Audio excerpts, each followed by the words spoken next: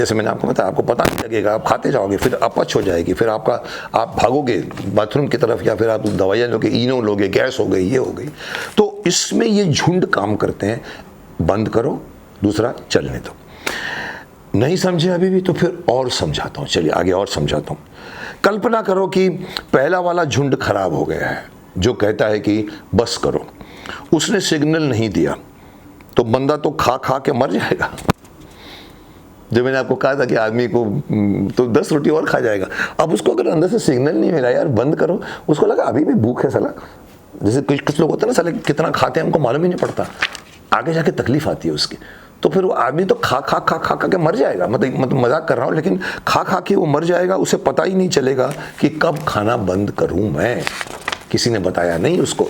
और इसके विपरीत अगर दूसरा झुंड ठीक तरह से काम नहीं करे, this is in case it is not functioning, तो क्या होगा? बंदा तुरंत खाना खाना बंद कर देगा, और चाहे कितना ही स्वादिष्ट भोजन उसके सामने क्यों न रख दिया जाएगा, उसका खाने से जी उठ जाएगा। कुछ लोग होते हैं कि जैसे बीमार हो जाता आदमी, तो उसको खाना चाहे पकवान रखो तो उसको पसंद नहीं आता। तो अगर वो पहला वाला सिस्टम अगर बंद कर दे, तो उसको बोलने वाला कोई नहीं होगा कि खाओ खाओ, तुम्हारे शरीर को ज़रूरत है, उसको नहीं मालूम पड़ेगा।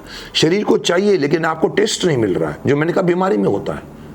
हम खिचड़ी क्यों खाते हैं? हम वो पचने और कुछ चीज़ नहीं खा सकते उस वक्त। आप मिठाई भी रखता है, नहीं मम्मी दिल नहीं है, सो वो भी अगर हो जाए तो वो भी आपके लिए अच्छा नहीं है।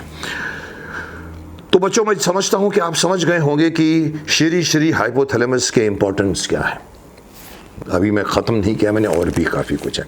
तभी मैं बता दूं कि ये छोटा सा एक ग्रंथ है, कितना बड़ा काम करता है, आप सुन सुन के दंग हो जाओगे। आगे बढ़ते हैं। क्या आप जानते हैं कि इंसान, this is very interesting, this is something like Shaktimaan. आपको पता है कि इंसान खतरे की हालत में सुपरमैन बन जाता है। सामने अचानक पता लगा गैंडा आ गया या शेर आ गया अचानक, तो या तो अब आप सडनली अंदर से आप सुपरमैन बन के इससे फाइट करना है मेरे को। तो क्या होता है उसकी में कि जैसे ही वो सुपरमैन बन जाता है, उसके जैसा अति मानवीय कारनामा सुपर ह्यूमन फीट कर जाता है, जो उसकी साधारण शक्ति से परे होता है। उस मोमेंट में वो जो कर जाता है, जिंदगी में कभी नहीं किया हो जाता उसने।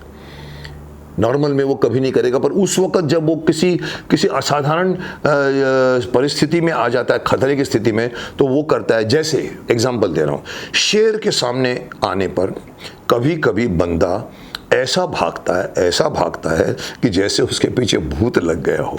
अचानक ही वो 100 मीटर जैसे घातक स्प्रिंटर भर जाता है, जबकि जिंदगी में उसने कभी स्पोर्ट्स या मैदान में पैर ही नहीं रखा हो। कुछ लोग तो भागते हैं, कुछ लोग ऐसे होते हैं आलसी, कभी ज़िंदगी में एक स्पोर्ट्स पार्ट नहीं लिया, लेकिन पता लगा शेर सामने आया तो मुंह पड़ के जो भागते हैं, 100 मीटर के स्प्रिंट रनर बन जाते हैं। ऐसा काम करते हैं ज़िंदगी पर कभी उन्होंने नहीं किया होगा। या कभी कभी आपने किसी को बचाने के लिए एक बहुत बड़े पत्थर या कार तक को उठा लिया हो, जो आपकी शक्ति से बाहर की बात हो। कभी कभी आपने देखा होगा, किसी को बचाने के लिए आदमी कूद पड़ता है और पता लगा कि उसको कुछ ज़रूरी है, पत्थर तो उठा लेता है, उस वक्त उसके अंदर इतनी ताकत आई, तभी ऊपर कहा है कि वो सुपरमैन बन जाता है, क्योंकि उस वक्त उसका पूरा शरीर उसमें पार्टिसिपेट करता है और वो कार तक को उठा लेता है। कभी अंदर कोई, जैसे सुपरमैन ने तो किया था, आप याद है सुपरमैन की शुरुआत में वो एक छोटा सा बच्चा एक बूढ़े माँ बाप को बचाने के लिए कार को ऐसे करके ट्रेनिंग करके खड़ा करता है। खैर वो तो बिकॉज वो क्रिप्टन से आया था, पर यहाँ हर आदमी सुपरमैन बन जाता है। कभी कभी किसी को खतरे में पड़े हुए जोर लगाता है और कार को 4 इंच ऊपर कर लेता है, वो आदमी निकल जाता है। अब आपको बताओ ये होता कैसे है? आप एक साधारण मानस से आप सडनली सुपरमैन कैसे बन जाते हैं? तो होता यूं है बच्चों, इसे हम लड़ो या भागो का लक्षण कहते हैं। इंग्लिश में से कहते हैं फाइट और फ्लाइट। लड़ जाओ इसके साथ या भाग जाओ, 2 चीजें होती हैं। अंग्रेजी में इसे फाइट और फ्लाइट सिंड्रोम कहते हैं। फाइट और फ्लाइट, फाइट मतलब फाइट, फ्लाइट मतलब भागो, इसको सिंड्रोम कहते हैं। जब कभी भी हमारे सामने कोई बड़ा खतरा आता है तो हमारे सामने 2 ही विकल्प रहते हैं, या तो उससे लड़ो या उससे भागो, नो अदर ऑप्शन। या भिड़ जाओ या भाग जाओ, या तो लड़ो उससे या भागो। और ये हमारा श्री श्री हाइपोथैलेमस ही है जो हमें इन दोनों परिस्थितियों के लिए तैयार करता है। ये हाइपोथैलेमस है, वो आपको बोलता है ओके क्या करना है, आपको लड़ना है मैं आपको हेल्प करूंगा, भागना है हेल्प करूंगा। दोनों की चीज़ों में वो हाइपोथैलेमस सडनली बोलता है कि I am ready, now you decide you want to fight और you want to run away. ये अक्सर होता है। आपका शरीर अचानक ही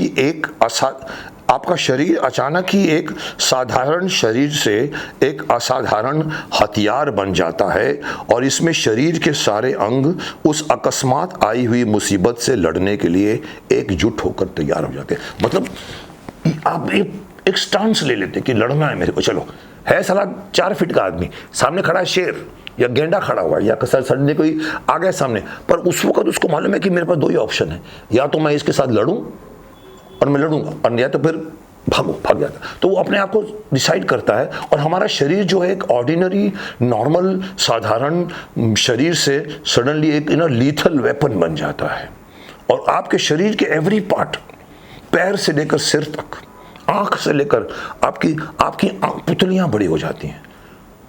तो उस वक्त वो शरीर एक असाधारण वेपन बन जाता है, और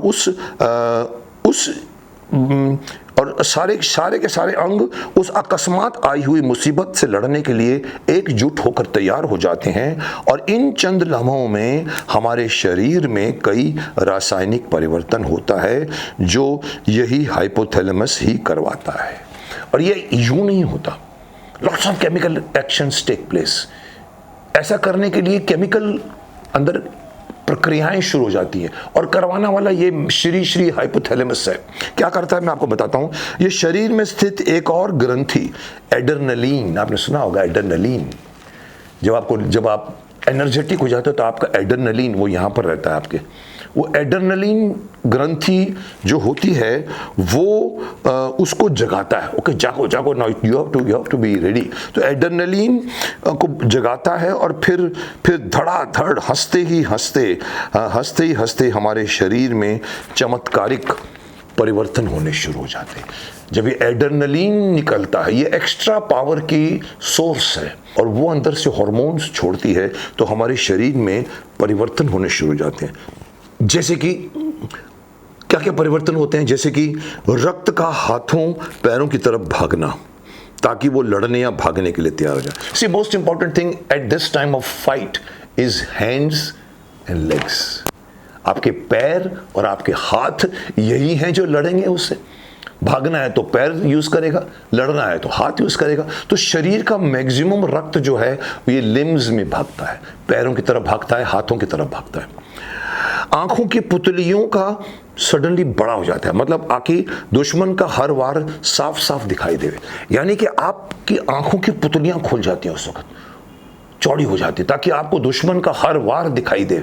जैसे क्रिकेट के मैच में कहते हैं अरे इसको तो अभी बॉल जो है फुटबॉल की तरह दिख रहा है, वो यूज टू हो जाती है। तब उनके यहाँ पर यह है कि आपकी आंखें का पुतलियों का साइज बढ़ जाता है, ताकि आपको दुश्मन के हर वार को प्रॉपरली देख सकें। शरीर पीला पड़ जाता है क्योंकि सतह की रक्त नलियों को रक्त दूर कर दिया जाता है, ताकि जख्म हो तो ज्यादा ना बहे। See what a brilliant thinking. चाकू मार देगा तो मेरे रक्त निकलेगा। तो हाइपोथैलेमस नेक्स्ट क्या करता है, अपने शरीर के सतह से रक्त को दूर कर देता है, ताकि अगर कोई वार भी करेगा तो ज्यादा रक्त नहीं निकलेगा। तो इसलिए आपका शरीर सडनली पीला पड़ जाता है। हम कहते हैं ना लोग डर के पीले हो गए, वो पीलापन एक्चुअली डर की निशानी नहीं है, वो एक केमिकल रिएक्शंस है जो हाइपोथैलेमस ने किया होता है कि आपके शरीर के सतह से रक्त को दूर ले जाता है। तो वो जो लाली शरीर की होती है वो थोड़ी कम हो जाती है और शरीर पीला दिखने लगता है। So this is another thing जो है, ताकि उसका रीजन ये है कि अगर कोई चाकू भी मार दे तो ब्लड इतना ऊपर नहीं है, अदरवाइज ब्लड पर टच करता है हमारी स्किन को, तो उसको बचाने के लिए कि रक्त ज्यादा ना बहे वो उसको थोड़ा सा पीछे कर देता है। तो रंग पीला हो जाता है, सांस लेने की रफ्तार का बढ़ जाना, दिल का हर पंप में ज्यादा रक्त भेजना। क्या होता है, आपके फेफड़े सांस लेना शुरू करते, आपका दिल जो है पंप करता है, ठूम ठूम ठूम ठूम। कुछ नहीं किया आपने, आप सिर्फ वेट कर रहे हैं, पर आपको मालूम है लड़ना है मेरे को, तो वो उसको मालूम है अपना इसको हार्ट को कि अभी ब्लड की ज़रूरत पड़ने वाली है, तो जल्दी करो, फास्ट भेजो। और फेफड़ों को मालूम है कि ऑक्सीजन लगेगी, तो वो अपनी धौंकनी होती है, उसको ठुक ठुक ठुक ठुक ठुक ठुक ठुक करता है, और हार्ट जो है वो टपक टपक टपक टपक। तो आप देखते हैं जब भी आदमी लड़ता है ना, उसको आप कभी ध्यान से देखो, आपको ये सब चीज़ नजर आएगी। उसकी आंखें लाल होकर बड़ी हो जाती हैं, उसको मालूम पड़ेगा उसके शरीर का रंग पीला पीला हो गया है, और उसके यहाँ पर रक्त की ज़्यादा आ गया ताकि उसको काम आए। तो ऐसे मौके पर एक और, ये तो पॉजिटिव चीज़ें हैं, पर आपको एक बात बता दूं कि इससे ज़्यादा और क्या होता है, और खाने पचाने की क्रिया भी कुछ पल के लिए रुक सी जाती है। No these are the bad effects of adrenaline. Otherwise आदमी बोले एड्रेनलिन तो हमेशा रहना चाहिए मेरा, पर आपको मालूम होना कि उस 1 सेकंड, 2 सेकंड, 3 मिनट में आपके अंदर स्ट्रेस लेवल बढ़ जाता है, जो शरीर के लिए अच्छा नहीं होता। आपके खाने की प्रक्रिया उस वक्त धीमी पड़ जाती है, आप कुछ खाओगे पचेगा नहीं उस वक्त, वो उसको भी वो रोक देता है कि अभी आपको कुछ नहीं करना, खाने की आपका काम है अभी लड़ना, तो उसकी जो प्रक्रिया नॉर्मल होती है वो भी रुक जाती है। क्योंकि इसकी अहमियत से ज़्यादा अहमियत वाली बात जो सामने आ गई है, जैसे मैंने आपको कहा कि इस वक्त खाना वाना भूल जाओ, सामने साला संकट आया उसको मुझे मारना है, तो उसको बोलते हैं तुम्हारा इंपॉर्टेंस नहीं है, तो अभी उसमें टाइम वेस्ट मत करो, उसके अंदर चीज़ें तो हमको दो, ब्लड हमको यहाँ चाहिए। इसके अलावा एक और बात, एक चीज़ जो बढ़ जाती है ऐसे मौके पर, वो है, आप हंसेंगे इस बात को सुनकर, कि आपके यूरिन करने की इच्छा बढ़ जाती है। आपको यूरिन करने की इच्छा बढ़ जाती है ऐसे मौके पर।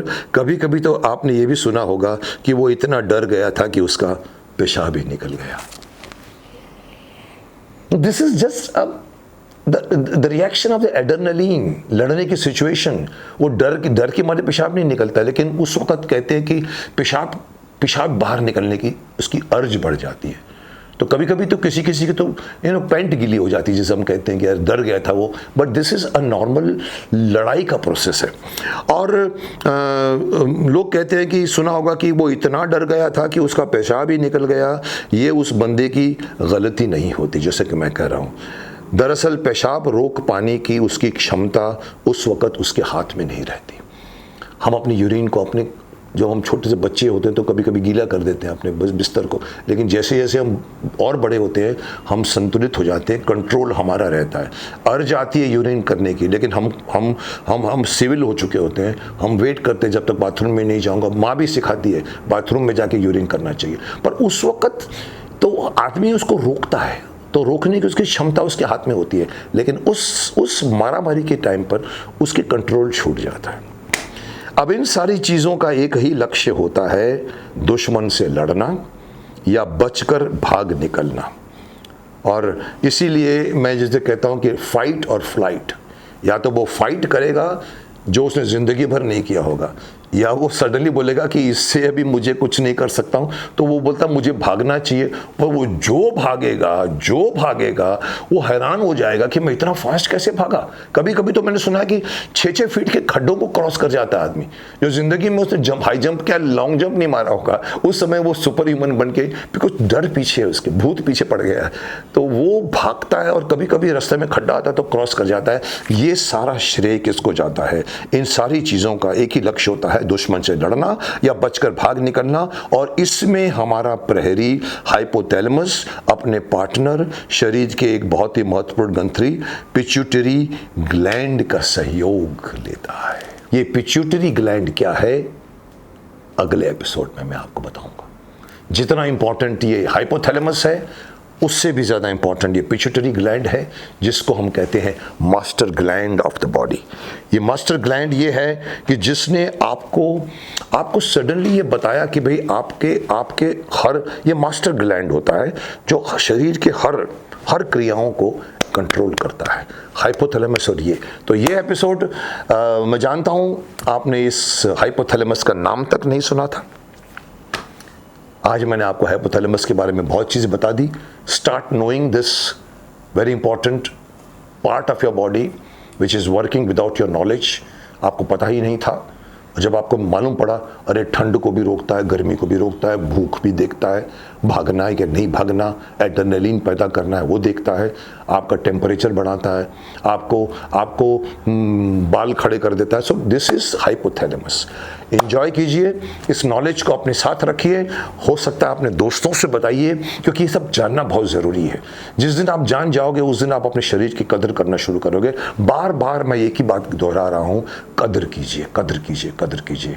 ये एपिसोड मेरा आज इसी कड़ी में यहीं ख़त्म होता है, और इसके अगले एपिसोड में मैं आपको, जिससे मैंने आपको कहा उसका एक पार्टनर है पिट्यूटरी ग्लैंड, उसके बारे में आपको बताऊँगा, और मैं आपसे जाने की इजाज़त दूंगा। मिलेंगे अगले एपिसोड में।